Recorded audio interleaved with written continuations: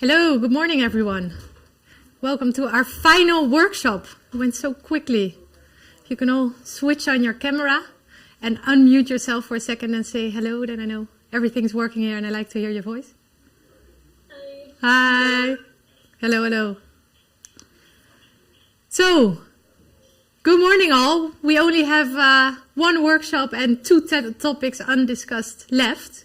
So we are discussing today forwards and futures and short-term finance. I also posted a question on risk-neutral pricing because we didn't cover it last week. But Florian told me that you went through it this week and that it went super well, that you all understand it. So for that one, I will just post the answers online. And that gives us more time to go through the quiz that you really understand it. And then the 3 other exercises on forward, futures and short-term finance. And then I have enough time to give you some tips for preparation of the exam. Okay, so the goals for today. First of all, that you know how to use futures and forwards, which are very similar with some differences, to hedge against risk. So not to speculate, but as a company to hedge against risk. Then we move to short-term finance. And when you think of corporate finance, there are actually 3 main topics. The first one is capital budgeting, so the investment decision. In which project am I going to invest? What is the NPV? So we started with that in year 1 and we continued in year 2, then also for the levered firm. So that's the first big area in corporate finance. The second big area, which we discussed a lot during this year, is capital structure. How much debt versus how much equity. And then the third one is short-term finance. So how can you unlock value in your day-to-day business? So to make sure that you understand the whole field of corporate finance, we will discuss today the third field. And a very important component of that is to be able to calculate the operating and the cash cycle. So we'll make sure we go through that in different difficulty levels. And then, of course, I guess the most important thing for you is to make sure that after today you really feel confident for your exam. Well, you also still have 1 week to study, but that the basis is there that you really feel okay that you're going to do well in the exam, which I really think is the case for all the faces that I see here, because you always participate well, you follow it, you give a lot of correct answers, so you should do very well. Okay, so let's get ready for the warm-up.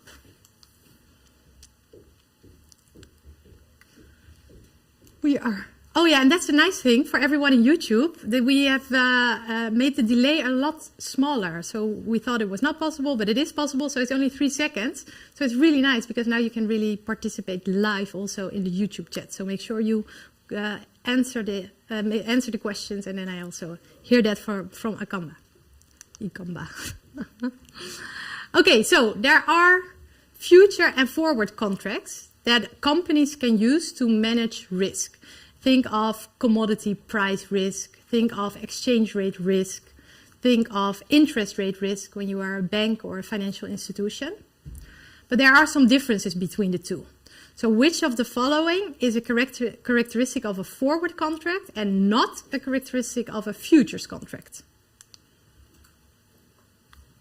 Which one do you think?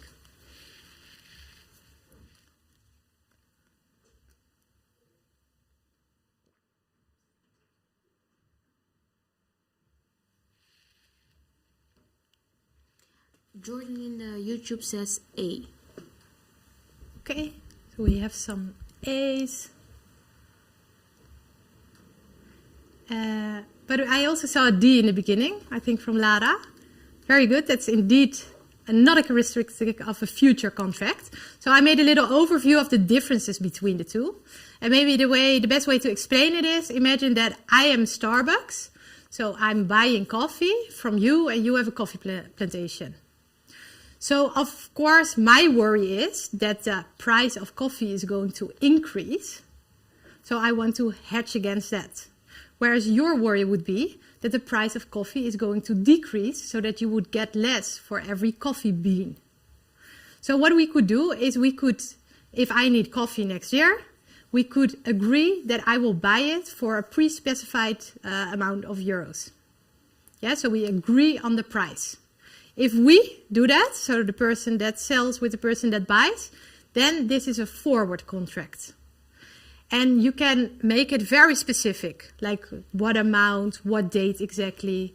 So this is unstandardized. Yeah? And you know your counterparty.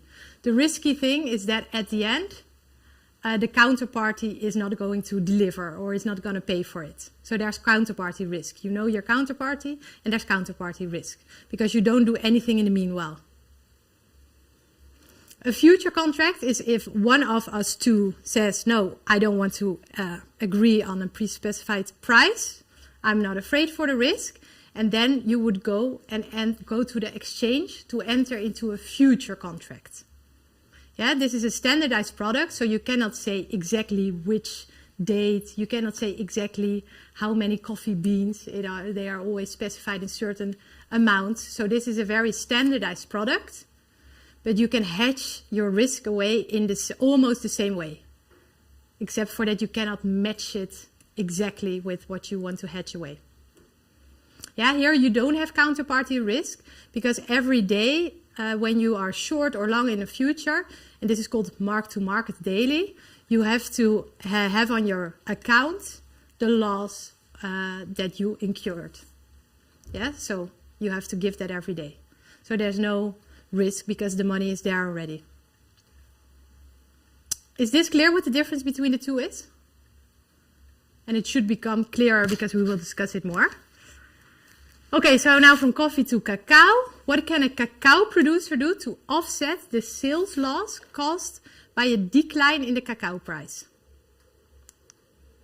Does the producer take a long or a short position, and at what price?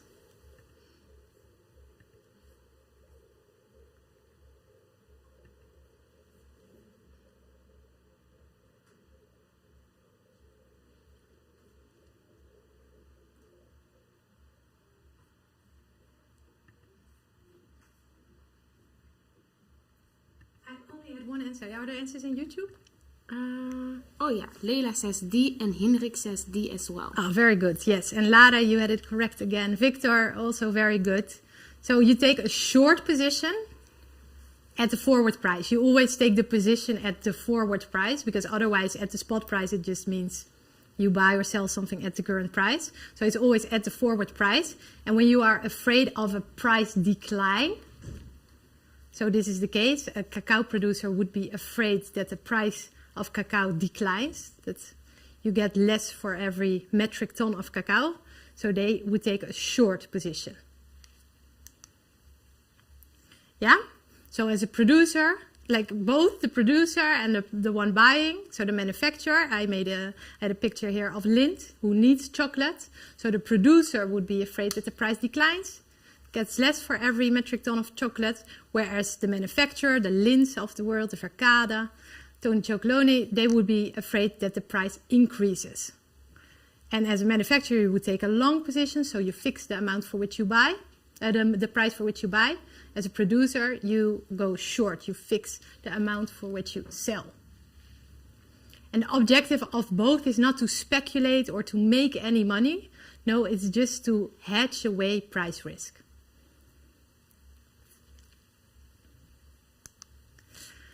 Okay, now imagine that a producer is going to deliver next year 500 metric ton cacao to Lind. So what they can do is either they can say, okay, let's just see what happens then. The current spot price is $230 per metric ton. We'll see what happens. Or they can enter into a forward contract together and they can agree that the Lind is going to pay $228 per metric ton to the producer next year. Now imagine that the price turns out to be $231 per metric ton. What is the profit or the loss on the short position?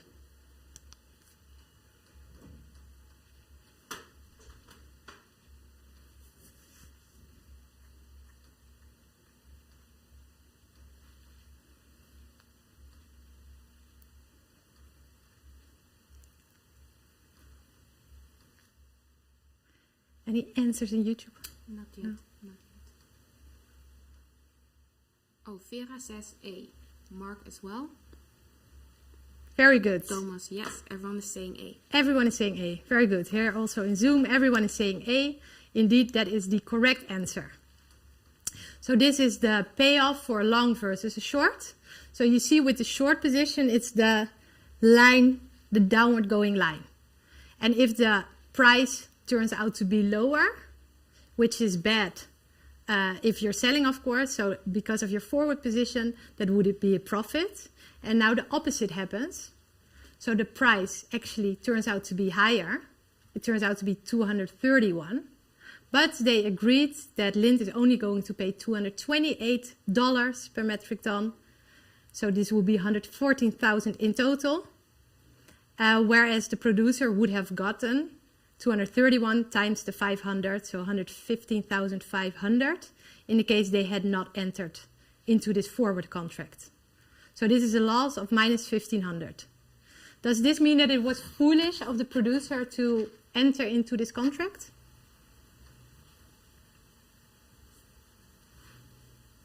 What do you guys think? Yes? No? I don't know.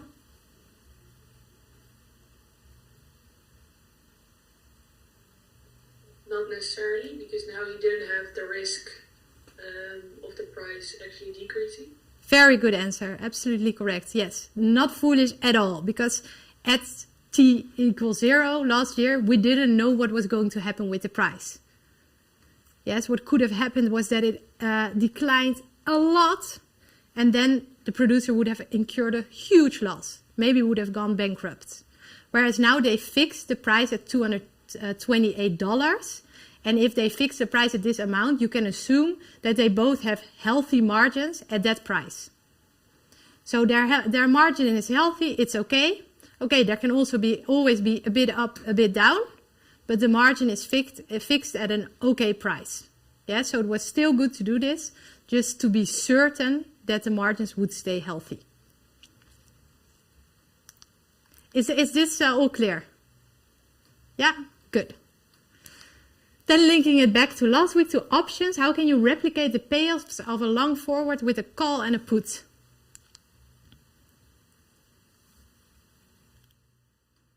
So if you think of the long forward, it's the upward going line.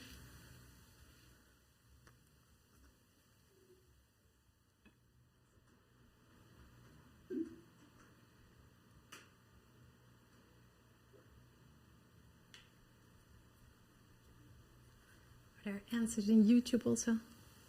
Nestor says C. Leila says C. Everyone is starting to say C. Good, very good answer. Yeah, this is of course Florian's specialty with all the payoffs, and you did this a lot in the lecture, so very good indeed. A long forward looks like a line going up, and you can replicate it with a long call and a short put. And you can also play around with it. So a long call, you bring the short put to the other side, which becomes a long put. So a long call would be a long forward with a long put. Good. Okay, that was it for forward futures for the quiz, but we will have a pretty difficult exercise on future contracts, which I will go through step by step. So if you get that, what we discussed in the quiz, and then what we're going to do step by step is really sweat saves blood. It goes pretty far. And if you understand all that, you should be more than fine, really. But first, now the quiz on short-term finance. So in 2019, it was reported that Apple had more than 215 billion in cash. Is this a problem for Apple? And I would love to hear your opinion in the YouTube chat and in Zoom, of course. So you can just unmute yourself and what do you think? I think this, oh, sorry. Go ahead. Oh no, I think this really depends in the sense that like cash is good, like in terms of liquidity. So like in that sense, it would be good to have it, but then also cash is bad in terms of like, I don't know, in the sense that, you know, sitting on cash doesn't really create value. So if you keep it like in your company, like it's not really, or if you sit on cash, it's not really doing anything, like it's not adding any value. Well, very good. You get full points for your answer. Look, it's almost the same as my description of it. So cash is very, very good in terms of liquidity. So it enables you to pay your bills, to pay your employees, your rent, your taxes. So you need cash to be able to do this. So it's good in terms of liquidity, but with cash, you don't make any money. It just sits on your bank account. And now even, it's in the Netherlands and some other countries, you have to pay interest on having money on your bank account. You know, so you don't make money with it, and now you would even lose money with it. So sitting on cash doesn't create any value, yeah? So it's bad in terms of profitability. So the questions that Apple's management would get from its shareholders is, why does it sit on your bank account? Why are you not investing it in profitable, positive projects? That was what I was going to say. Why are you not investing it? Are there no NPV positive projects? I assume Apple would have that. Also, if that would not be the case, why are you not giving it back to your shareholders in dividends or pay off debt? And then also, when you have so much cash, it could easily be that the management just uses it to fly to all fancy places, to throw parties for its employees, costing a lot of cash. So these are the kind of critical questions that you would ask as a shareholder if a company sits on so much cash. All clear? Pros and cons of cash? Okay, good. Then we have a firm with total non-current assets of 500 million, non-current liabilities of 1,200 million. The current assets besides cash are 2,000 million. Current liabilities 1,100 million, and total equity 7,200. With all these figures, how much cash does this company have?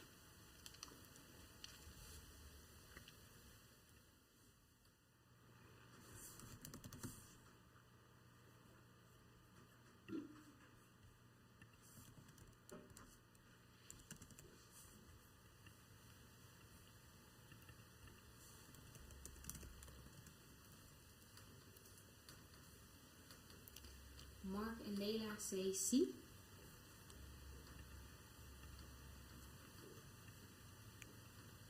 Nestor as well. Very good. Yes, I also see here the C's coming in, Elena, very quickly. That's indeed the correct answer. So with these figures, you can make a little balance sheet. First, the right-hand side. You can add up all the liabilities and the equity to get to a total value of 9,500 million. Well, since it must balance, it's a balance sheet. It means also that the left-hand side must be 9,500. And then when you know that of the 9,500, 2,000 is stuck in current assets, 5,000 invested in non-current assets, that means that the cash is the difference between it, 2,500. Okay, and it's also very useful to think of cash in the balance sheet, because then you can think, okay, if my current assets go up, all else being equal, what happens with your cash? Does it go down or does it go up?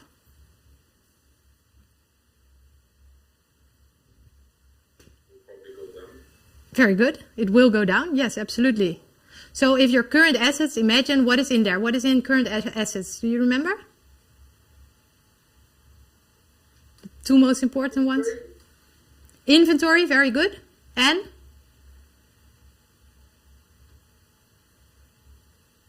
And receivables. So the two important ones, inventory, receivables. If one of them goes up, it means it's bad for your cash. Your cash position goes down because you have money stuck in your inventory and in your receivables. Money that you should get but that you didn't receive yet. So your cash goes down. If your non-current assets go up, what happens to your cash?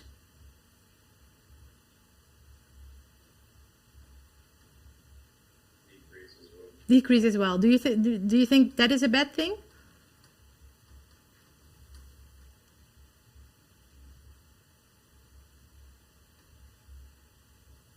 Not necessarily. No? Why not? We don't know what the cash was used for. Mm-hmm. If we, for example, bought a building or something like that, or a factory, that would be added to non-current assets, and that would be something that would probably generate higher returns in the future. Very good, yes. So probably if your non-current assets goes up, it means that money is invested in something, in a machine, in a building, in something that is going to generate more cash in the future. Then if your current liabilities go down, what happens to your cash?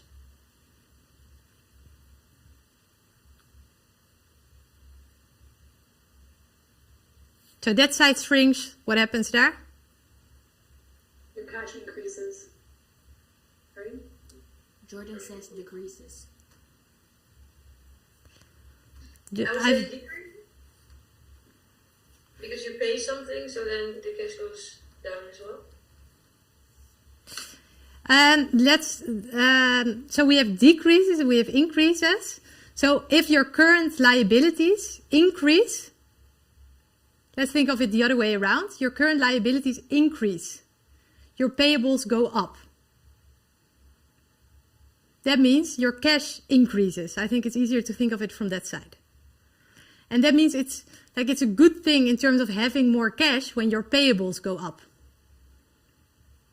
Yeah, so that in that sense, it's good to increase your payables, your cash go up. Because it's later that you have to pay your suppliers. Well, and then to end it, with your non-current liabilities equity, if they go up, yeah, it means that you have debt or equity injected into your company. And of course, in first instance, that would go into cash. So if you have too little cash, you would need to either take out a loan or go to your shareholders for a money injection to have enough cash to pay your bills, your rent, your employees, etc.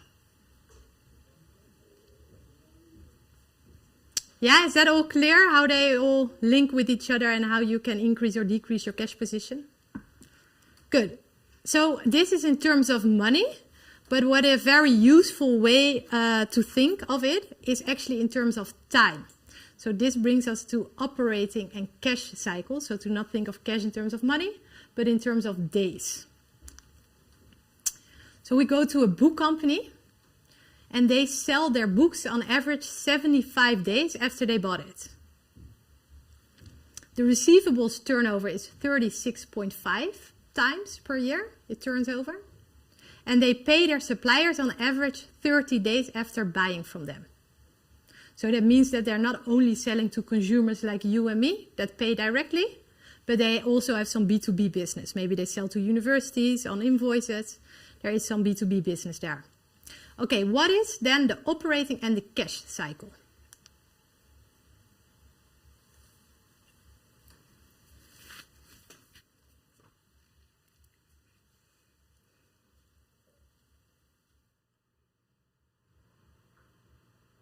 This is good exam training.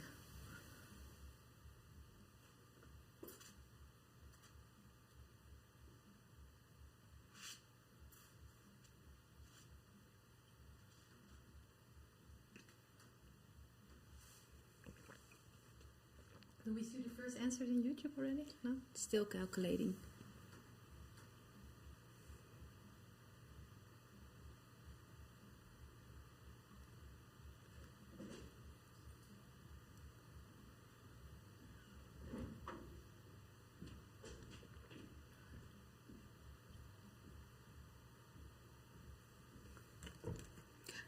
Elvis says 85 operating, 55 cash. Others also agree with 85 in operating cycle. Good. Yes, indeed the correct answer. Lara, you were super fast. Very good. Okay, to calculate operating cash cycle, we need the days in inventory, in receivables, and in payable. So in inventory, we had directly given 75 days. Receivables, we had to calculate it because we did have the turnover, and now we had to translate it to days.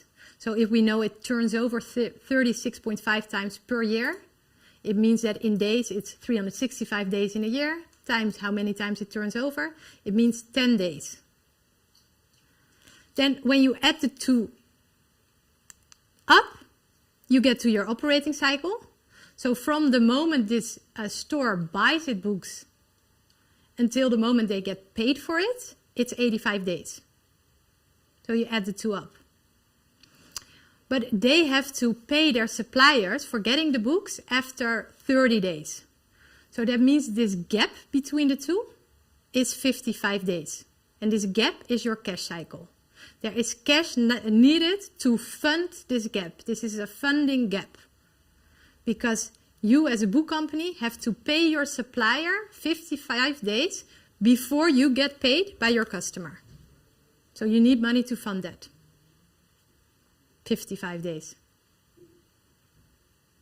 Is that all clear to everyone? Super important you understand it. Okay, good.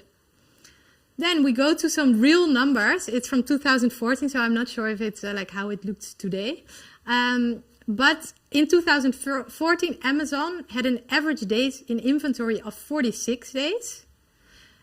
They collect from their customers on average after 21 days. And it takes them on average 91 days to pay its suppliers. Wow. So they pay their suppliers only after 3 months. What does that mean for the cash cycle?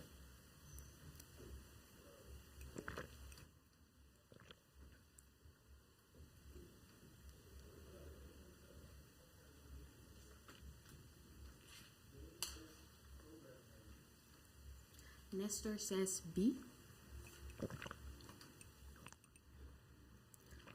Mark as well. Everyone is starting to say B. B, very good. Indeed, B is the correct answer.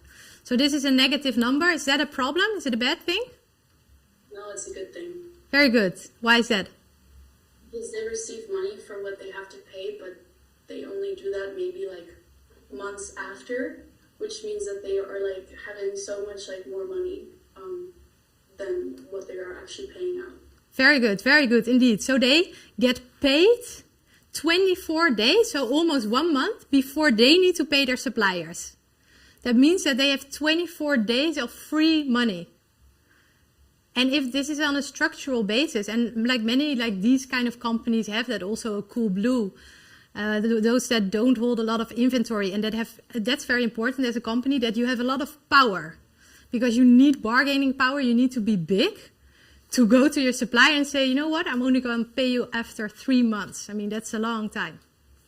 So the only way you can have this kind of power is if you are very powerful and big.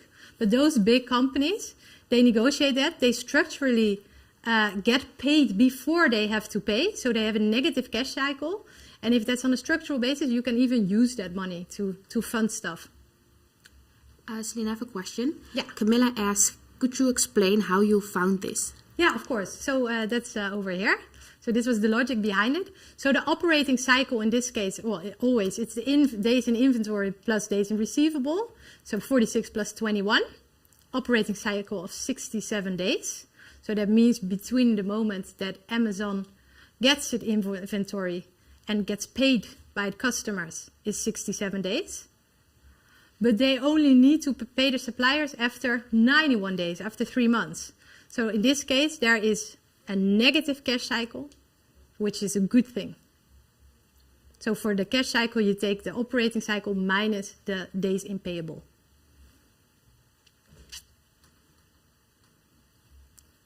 All clear? Good. Okay, then we are going to move to our first step-by-step exercise. Like I said in the beginning, pretty challenging one. But I think it's a really cool question because you're all studying IBA, so I assume you have ambition to work at a international company, a big corporation, and they almost all deal with exchange rate risk. So this is really something very relevant, I can imagine, for later. So if you imagine that you will become the finance director of a British company that is expecting to receive a payment of 200 million euros at the end of September, and you wish to hedge against currency risk. So, starting question, are you afraid that the euro would become less or more?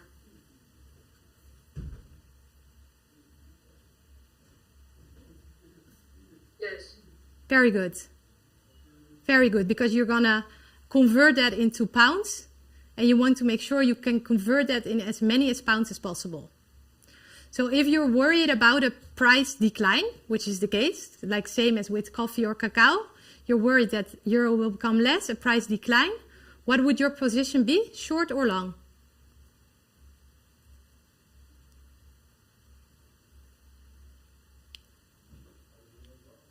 You can... Long, if you're afraid of a price decline? Oh, short. Very Mark good. says short as well. Good, yeah. So you're worried about a price decline. Remember, then you want to take a position where it's actually a price decline where it's profitable. So you take the opposite position, you go short. And in how many contracts? So, okay, with a forward, you would approach this company from who you receive the payment and you say, okay, I'm afraid of this currency risk. Can we just agree on this exchange rate? This would be a forward contract to take away the risk. But now imagine this company is not interested in entering such a contract. They just say, well, it's your risk.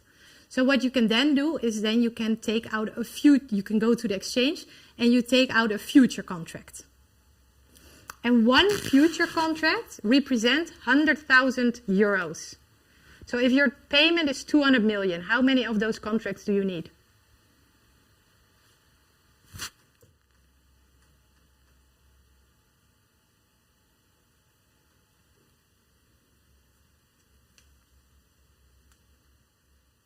Answers in YouTube? 1,000? Very good. 2,000 indeed. Because you need to hedge for the 200 million. One contract is 0.1 million. 200 divided by the 0.1 means you need 2,000 contracts. A short position. Okay, the spot rate today is that you can convert 1 euro to 0.9 pounds. And the future rate is 0.85. So 1 euro you can convert it to 0.85. So what is the market expecting? That the price of a euro will decline or increase?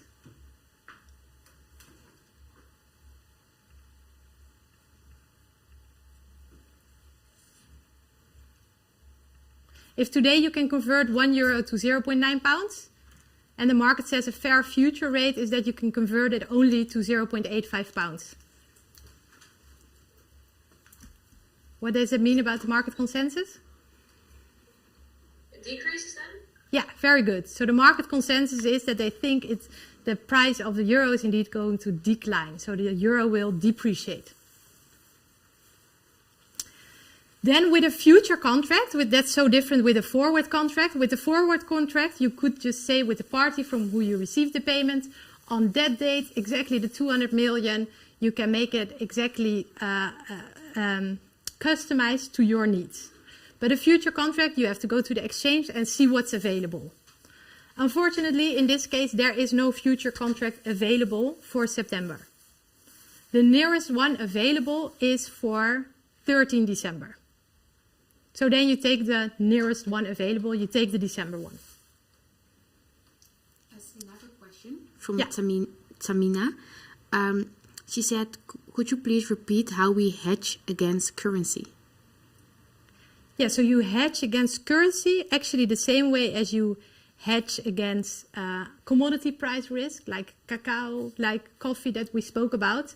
If you are worried about a price decline, which in this case is the case, so if you receive 200 million, you are worried that this will be worth less next year.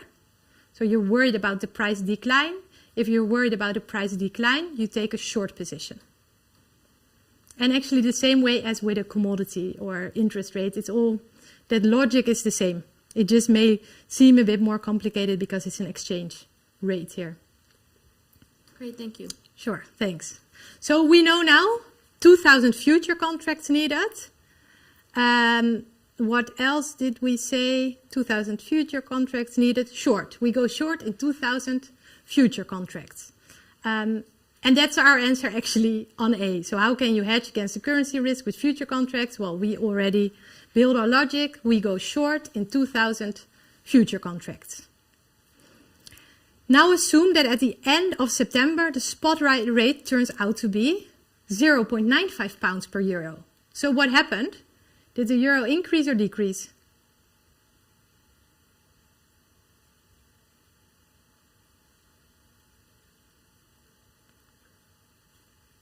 Decrease, right?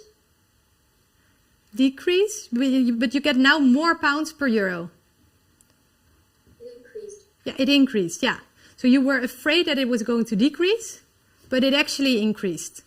So 1 euro can be converted now to more pounds than it could at the beginning when you entered into the contract.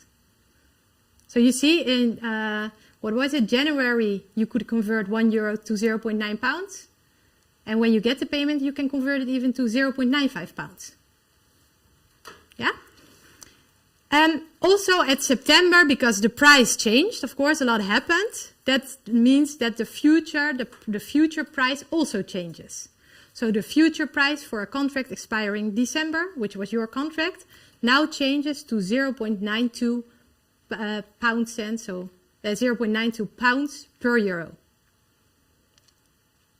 So it will decrease a bit from September to December. Now the question is estimate the total gain or loss earned by your company and then estimate the effective exchange rate received by your company.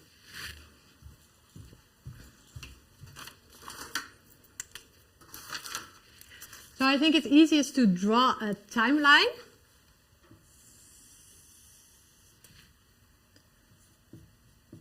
So we have T is 0, this is January, when you entered into the contract. We have T equals 1, which is September, and this is where you get your 200 million payment.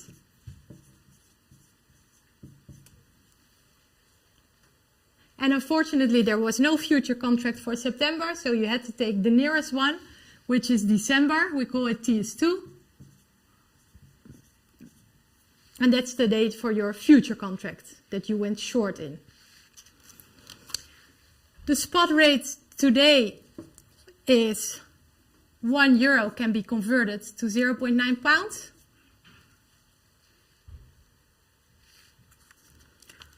And you entered into a contract. You entered at T equals 0 into a contract expiring at T equals 2, December, against the rate of €1 to be converted to 0.85 pounds. Because you, including the market, thought the euro is going to depreciate. But now it is T equals 1, and the spot rate has increased. So the spot rate is actually now €1 to be converted to 0.95 pounds. So you can convert your 200 million against that spot rate. Yeah? And now you went short into your future contract. Now you want to end, you call this close out your future contract because you don't need it anymore, you received your payment. And to end your future contract, to close it out, you take an opposite position. So you go long in your future contract. And you do that at the rate, which is then the rate.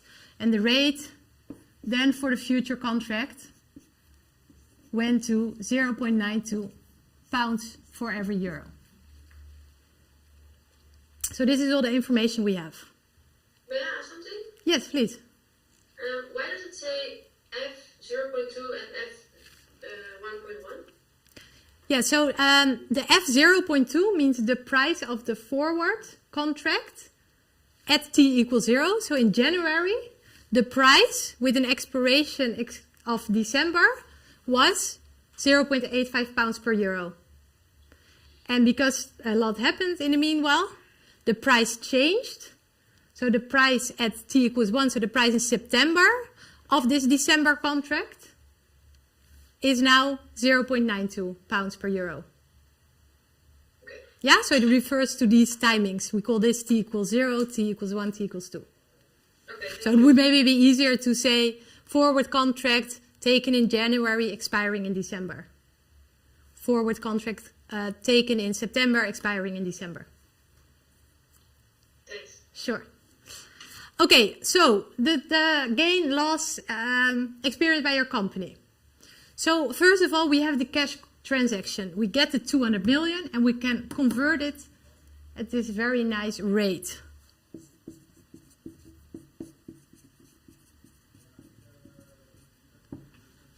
$200 million times the rate of 0.95 per euro, which was better than it initially was, equals equaling 190 million pounds.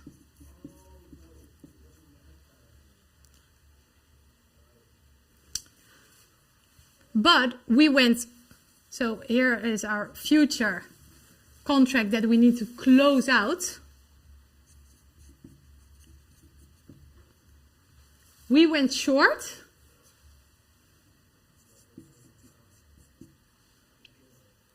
In, remember, 2,000 contracts, each 100,000. So that just represents 200 million.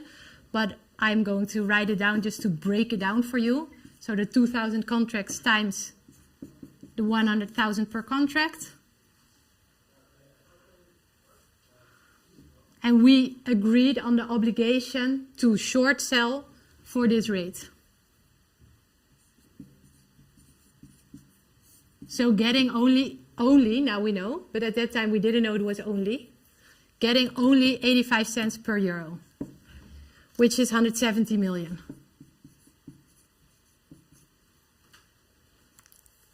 To close out a future contract, you take the opposite position. So now you received your payment, you want to close it out. And you have to close it out at the then prevailing price, which is this one. So then you go long in your 2,000 contracts.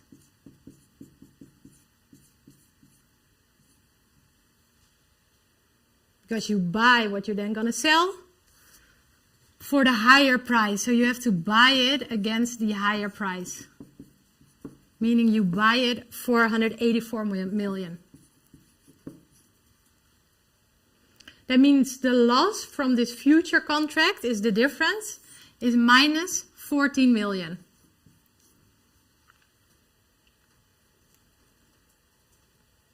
So the total gain for this company is 190 million minus 40 million is 176 million. Yeah, or like I find gain a bit confusing word, to be honest. So I would call it total money received by the company.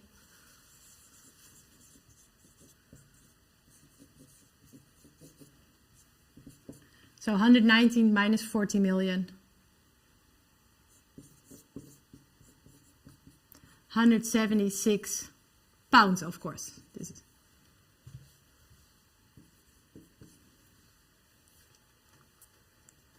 Celine, I have a question. Yeah.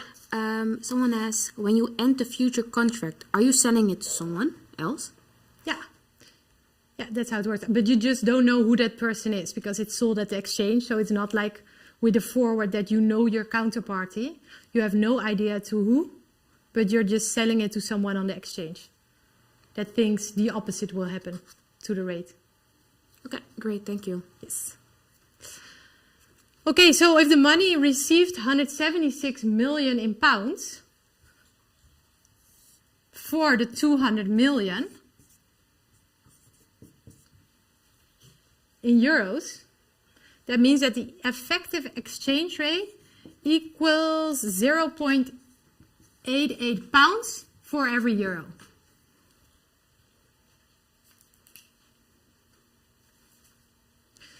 So if they had not hedged away their risk, they would have received just the 95 for every euro. That would have been the exchange rate.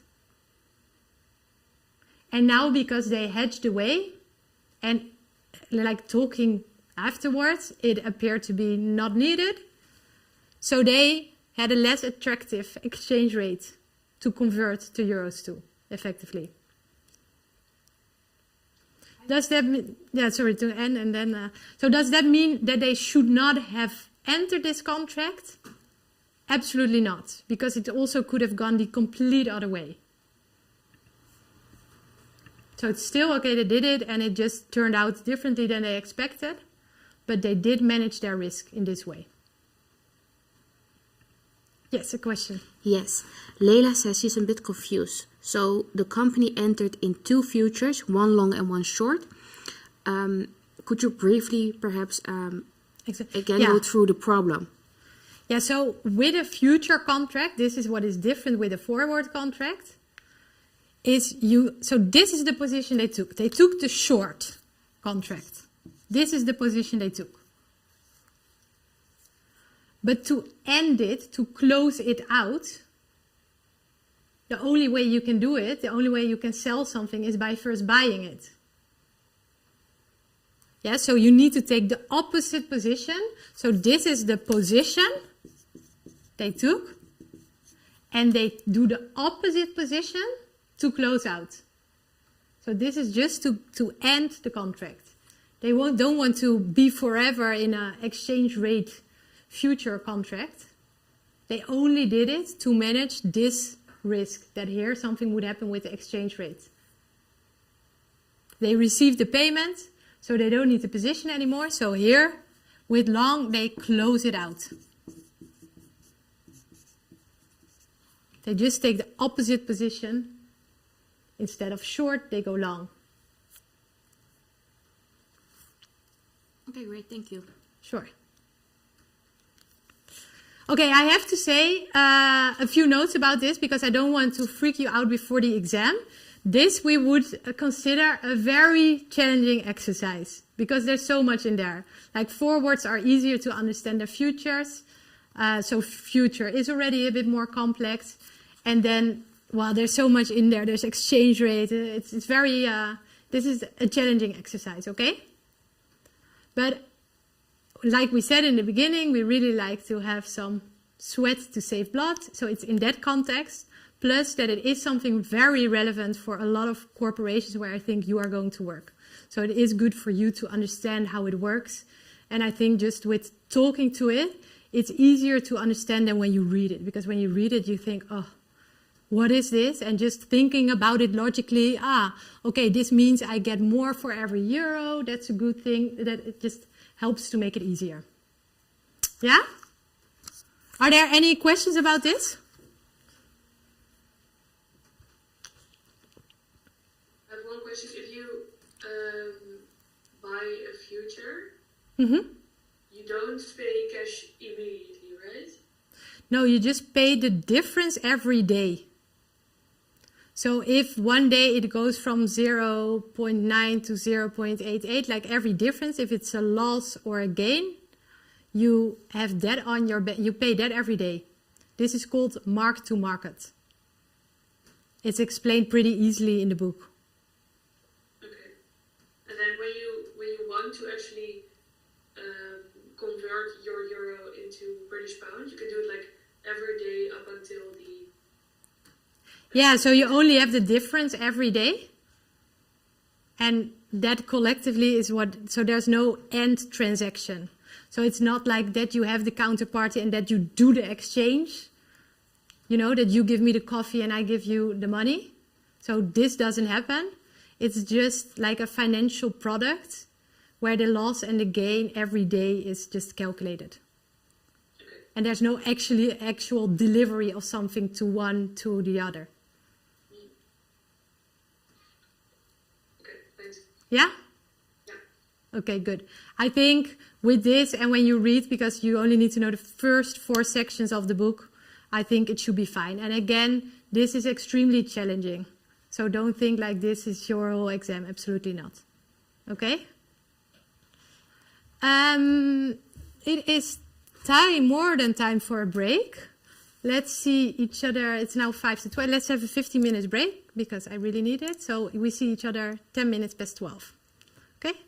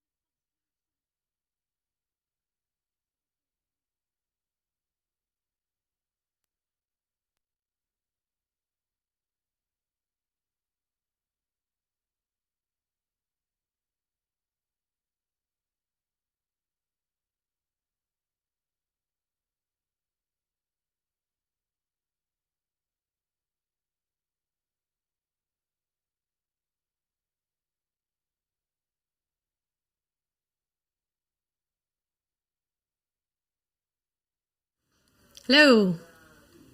Welcome back. So we're going to continue now with 2 exercises on short-term finance and then of course some tips for the exam. So here we have some financial statement information of a company, some information on the inventory, accounts receivable, payables, and the question is to calculate the operating and the cash cycle. So let's do so.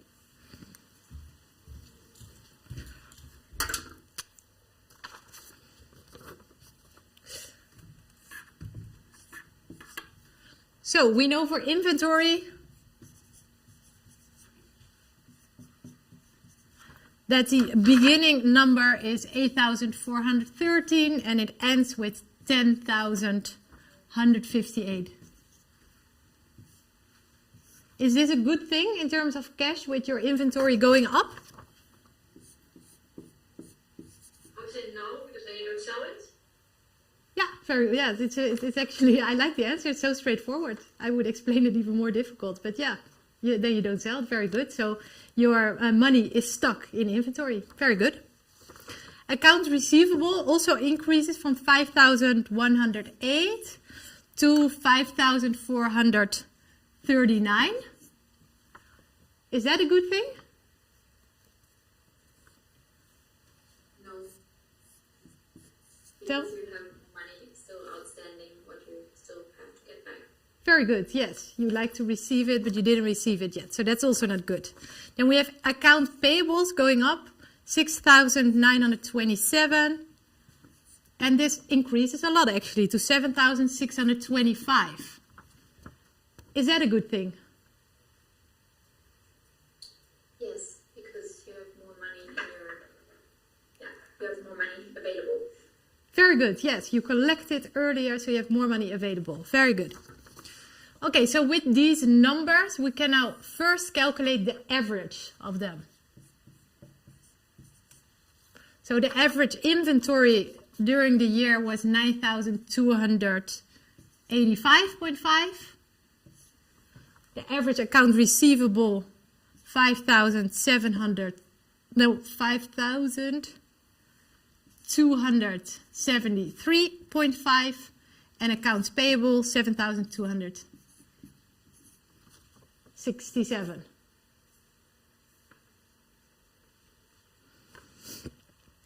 Besides this, we know that our net sales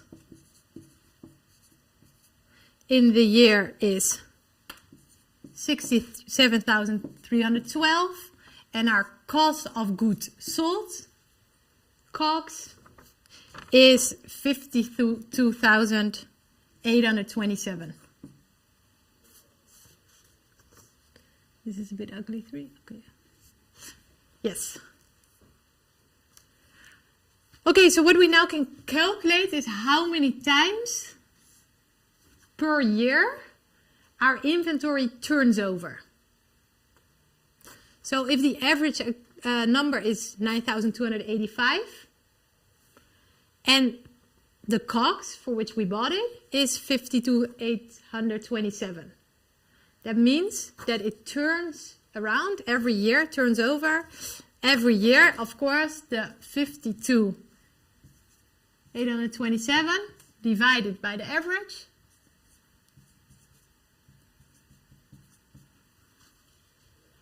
That means in 1 year it turns over 5.69 times.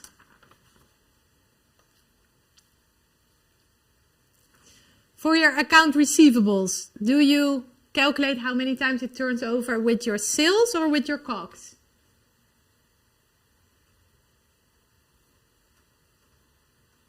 Sales? Yeah, very good.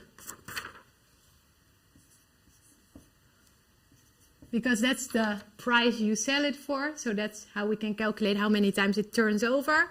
So divided by the 5273.5, that means that your account receivables turn over 12.76 times a year.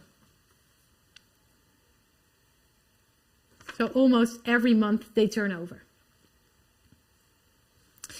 Accounts payable, what do we use? Sales or COGS? Costs? Very good, yeah. Because you bought it for that price, of course. This includes the price that you bought it for. So very good. So we take the 52,827 again, and we divide by the number, the average number. And that means that your accounts payable turnover 7.26 times a year.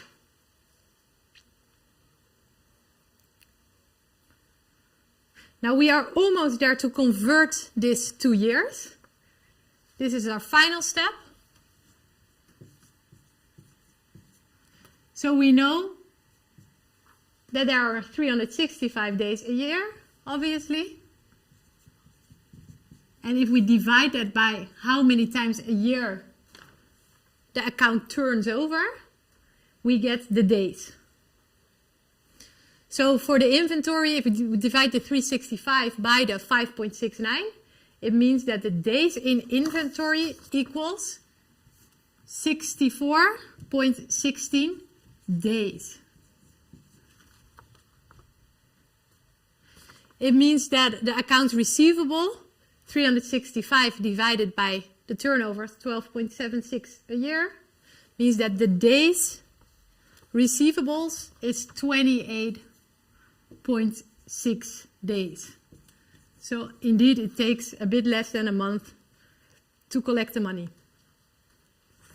Then the accounts payable, 365 divided by the 7.26, that is 50.27 days. So this company, I think it was called Bulldog, has quite good terms negotiated with the suppliers. They only pay them after 50.27 days. So after around 50 days.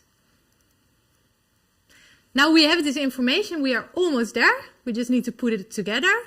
So remember, for the operating cycle, this is your inventory, your days in inventory.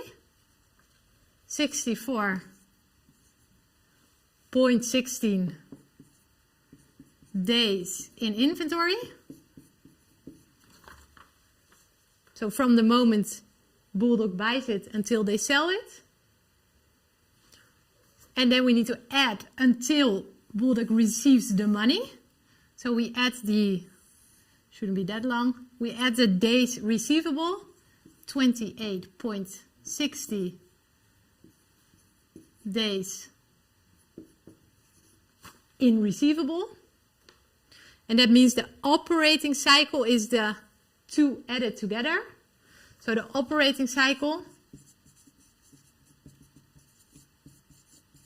from the moment they buy it until they receive the money, is the two added up is 92.75 days.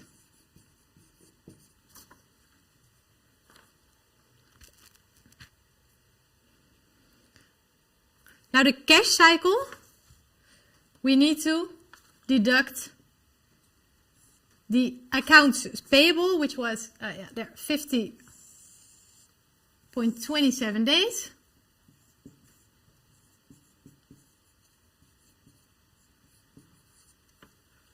So they buy it and they only need to pay the money for it after a bit more than 50 days.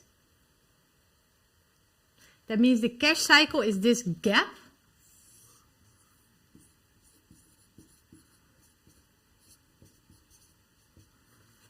Of 42.48 days.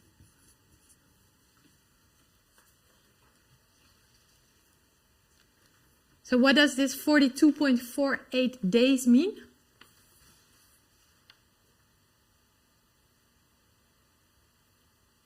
That I need to find or obtain some kind of financing to fill that gap, because they don't receive the money yet for what they've sold, and they already pay it.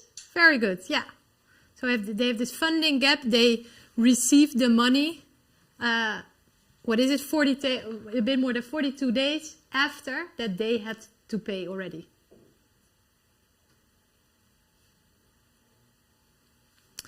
So this is actually a really good example of, remember that Florian and I said, of the exam questions we aim to have 50% regular, 25% challenging, and 25% more easy, more relaxed.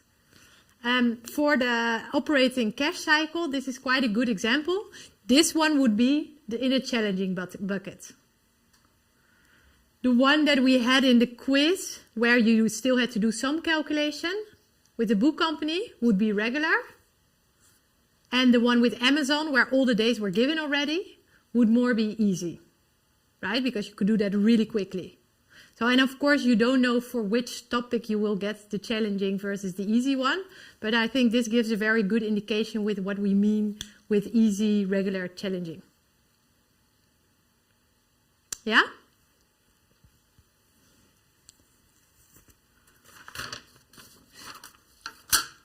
Are there questions on this? Do you all understand operating and cash cycle? I think you're quite good at this, right? Good. Because it is important. Okay, then we are going to go to our final question, actually, of the whole course. Again, on short-term finance. So we have a company, Marshall, and the sales figures are given below for the 4 quarters of the year. The sales figure for the quarter in the following year is also given to be £970. And we know that they purchase 75% of next quarter sales. Yeah, so in Q1 you purchase 75% of Q2 sales. We also know that the payable period is 60 days. So if you buy something in January, 1st of January, when do you pay for it?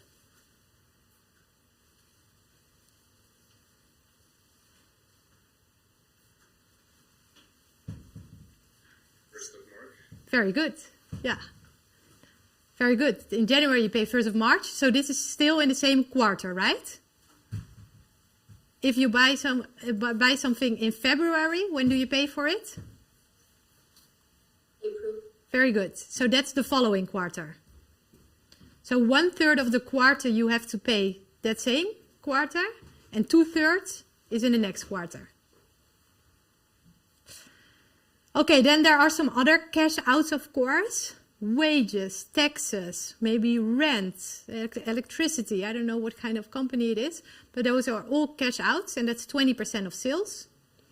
And we know that interest and dividends, also, of course, real cash outs, those are £60 per quarter. And now what is asked of us is to calculate the company its cash outlays for this year. Yeah, so it's very important, and there are quite some exercises in Connect also, that you know what is a cash out and what is not a cash out. So that depreciation is not a cash out, of course. And that if you buy something this quarter, but you only have to pay for it next quarter, it's this quarter, not a cash out. Okay.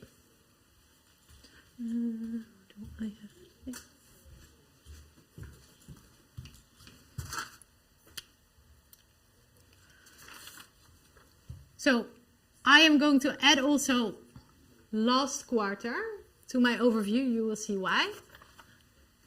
And Q1, Q2, Q3, Q4, and then next year, the first quarter. We know what the sales are. They are in Q1, £750. In Q2, £920. In Q3, they are given to be £890. In Q4, £790, and then £970. What is given is that we purchase 75% of next quarter sales. So that's what we purchase.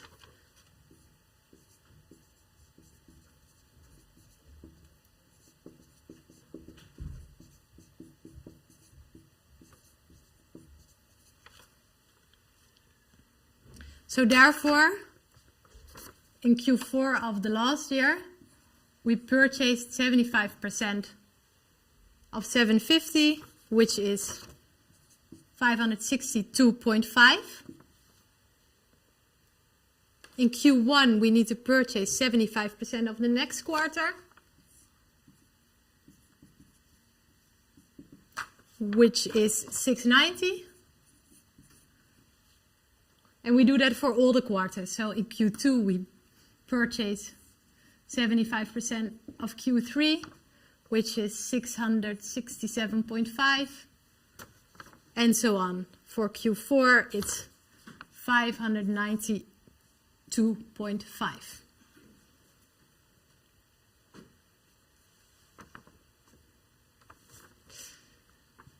Can I have a question from please. Yufai.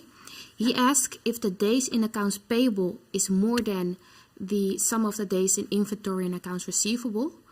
Will the operating cycle be equal to days account payable or still be days in accounts inventory plus accounts receivable?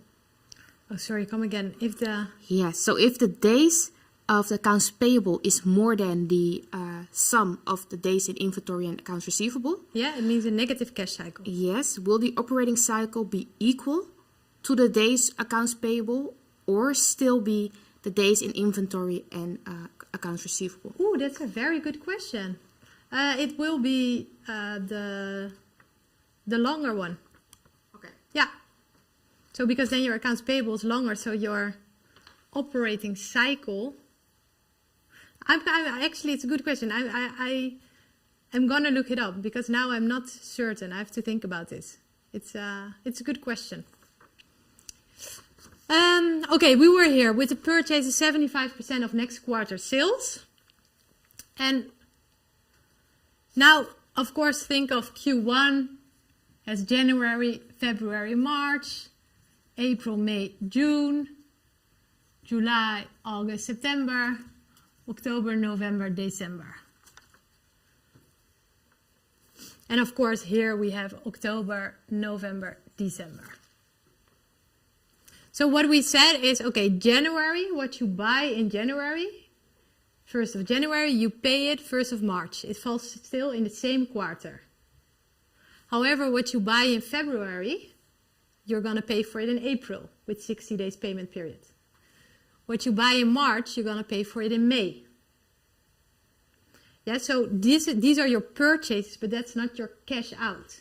Your cash out is always only what you buy in the quarter itself, plus the 2 last months of the quarter before. Yeah, because November you have to pay for it in January, so it means you pay in Q1. December you pay for it in February, Q1. January you pay for it in March. So that is your actual payment. Yeah, so that means 2 of the 3 months, so 2/3 of the purchases here to get to your actual payment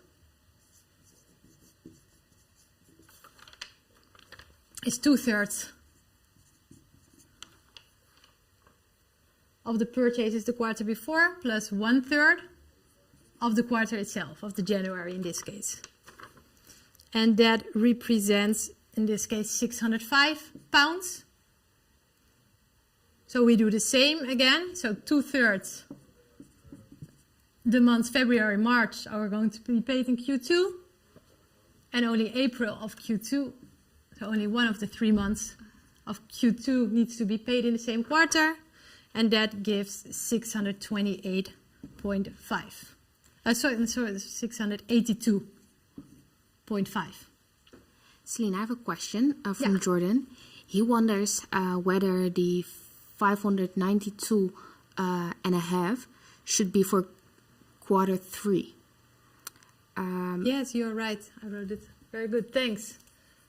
592.5. Thanks for checking me. 592.5, and here it is 727.5. Now we have all the figures. So we continue again. 2/3 plus 1/3 is 642.5. And again, 2/3 plus 1/3 means 637.5. So these are your cash out, your payments for your goods. But there are other cash outs like wages, tax, and other expenses. So wages, tax, etc.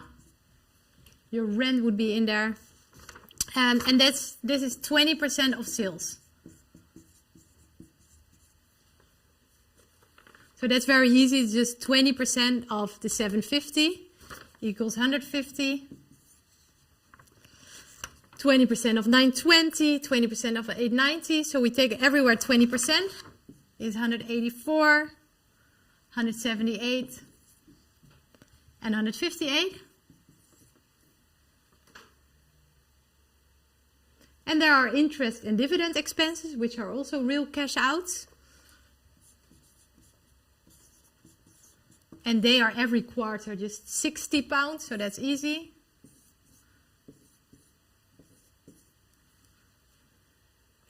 Now, if we add these three up, we get to the total cash out. So the total cash out is £815 in Q1. It's 926.5 in Q2, 880.5 in Q3, and 855.5 in Q4.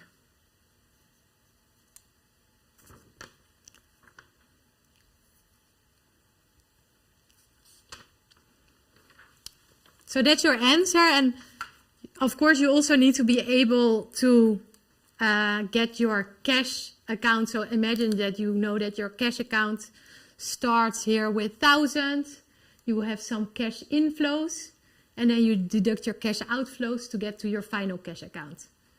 You should also be able to do that. There are some good exercises on that in Connect, but I thought that this one was a bit tricky with this 60 days payment period. So that may seem more complicated than it is when you just write it out. Are there questions about cash outlays or this specific example? Rain here. Okay. No questions? Okay, good. Then we go to our final bit. Just a little wrap up first. So I hope that you're now familiar with forwards and futures, what the difference is between the two and how they help to hedge against risk. That you know why this third bucket in corporate finance is so important, short-term finance, and specifically of that you know how to calculate the operating and the cash cycle. And then we're going to move to the bottom part, so feel confident about the exam. Florian already spoke a bit about this. So it's 50%, 50% open questions, 50% multiple choice questions. In total, you have 120 minutes. By the way, this is for the current cohort. For the ones of the previous cohort, you have 2 open questions more and 2.5 hours. So I'm talking for the current cohort. It's the 2 hours, 20 multiple choice, 8 open questions. It's important that you are aware of that there's quite a bit of a time squeeze there. So for the open questions, Florian already told you, they are not lengthy open questions. You read them, you know them, and you're able to, if you know the answer, you should be able to write it in just a couple of sentences. So I think it's very safe to say that you can do that within 5 minutes, but then still 8 times 5 minutes, that's your first 40 minutes. 120 minutes in total minus 40 means that you have around 80 minutes for your MC questions, which are, by the way, all calculations. So MC, all calculations, open, all theory. So you don't need to write any equations in your open. That's all theory, MC, all calculations. 80 minutes more or less for your MC part with 20 questions means on average 4 minutes per question. Yeah, don't freak out if you take a bit longer for a question, because clearly for the more challenging ones, you may need 10 minutes. Whereas for the easy ones, like some you've seen, you're able to solve it in 1 minute. So, you know, that balances out. But on average, it's around 4 minutes. Yeah. So if a question takes you more than 10 minutes, then I really recommend you go to the next question, right? Don't lose too much time on one question. That's also why I really recommend you to study as if it's a closed book exam. What I mean with that is with just 4 minutes for an MC question, you don't have the time to go through your book and look up what the formula was for Modigliani-Miller proposition 2. Yeah, so don't do that. Make sure, or how I would approach it is I would make my cheat sheet, right? So I would have one nice page with all the formulas I know, so that it's just right there, not that I have to go through my book to look it up. Yeah, so make sure that you have that handy. I also uploaded twice in Excel, which you can use to do some calculations much quicker. Make sure you have that handy. Also with time management, so there's multiple questions for one MC question, the same, but just with slightly different numbers. That you are so tight for time is really, like we have to do that, it's on purpose. It's also to prevent that you guys don't have time to work together. So if you're gonna like waste time on sending a text to your friend, what do you have for this and this question? First of all, your order is going to be different. So it will take a bit of time to find out which question the one and the one means. And it's hard to see if you do have exactly the same version. So there is really no time to do that. If you're gonna use time for that, then I'm sure it's going to backfire. So yeah, I would recommend you not to do that and just focus on your own exam. In terms of preparation, of course, what we hope that you have done anyhow is that before a lecture that you read the book, the chapters in the book, that you went to the lecture, understood that, then you're fine for the theory. For the calculations, I assume that you did have a look at the exercises I was going to do in the workshop, that you followed the workshop. If you didn't understand something, that you reviewed it back at home. So that's really the most important part. And then, of course, there's connect static exercises. There are some chapters which were self-study. Those are always in my first planning slide. I have at the bottom the self-study slides. We didn't cover it in the lecture nor in the workshop, but they are part of the exam material. And I was a bit shocked when I saw this. So these are, like we can see the connect statistics, how many students did it. So for chapter 12, I mean, it's also not a lot, almost 500 for a course with 2,000 students, but okay, it could be that all of you do it in groups.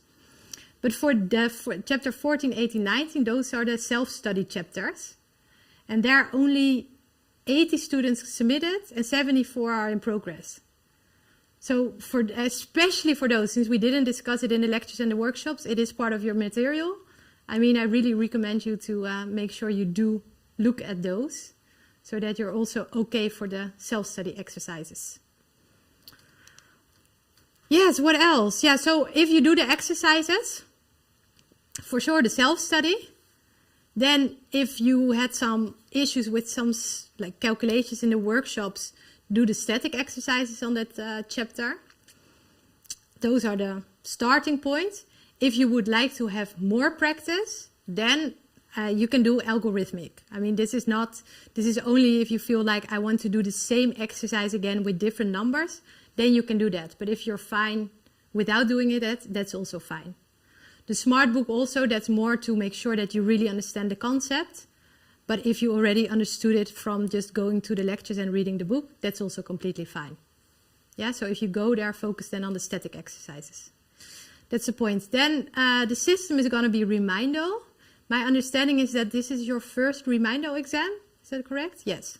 So next week we will post a short description of how Remindo works with a link so that you can go into it's a test Remindo exam, not with finance questions. So it's not content-wise a test, but it's like a quiz on how Remindo works. So it's to make sure that you understand the system and that you will have no problem in the system while you're doing the exam. So I, of course, highly recommend you to do this Remindo practice exam, that you know how it works and that you don't lose any time there.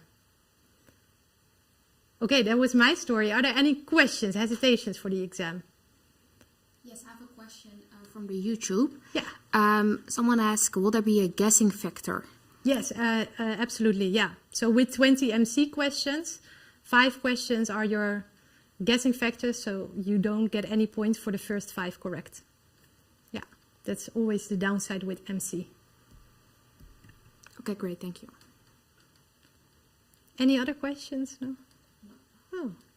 In Zoom, do you have any questions? I just want to ask something about PowerPoint slides. I don't know if you know it, but Flo has not uploaded the slides from his lecture from yesterday yet. Do you maybe know if he's going to do that, or? When I speak to him, I will ask him for that. So he's, of course, a very creative mind, so in terms of organization, I will ask him. Yes, absolutely. And then what I want to say to you, like the people that I have the faces here, I'm sure you are going to do really well on the exam so that you can feel really confident. Because it is really a fair exam. You know, we find it like the topics that we find important, we discuss it here.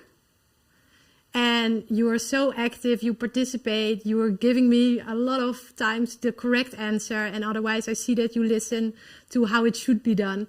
So, I mean, for those of you actively participating, I'm sure you are going to like the exam and you will agree it's a very fair and representative exam of what we have discussed here.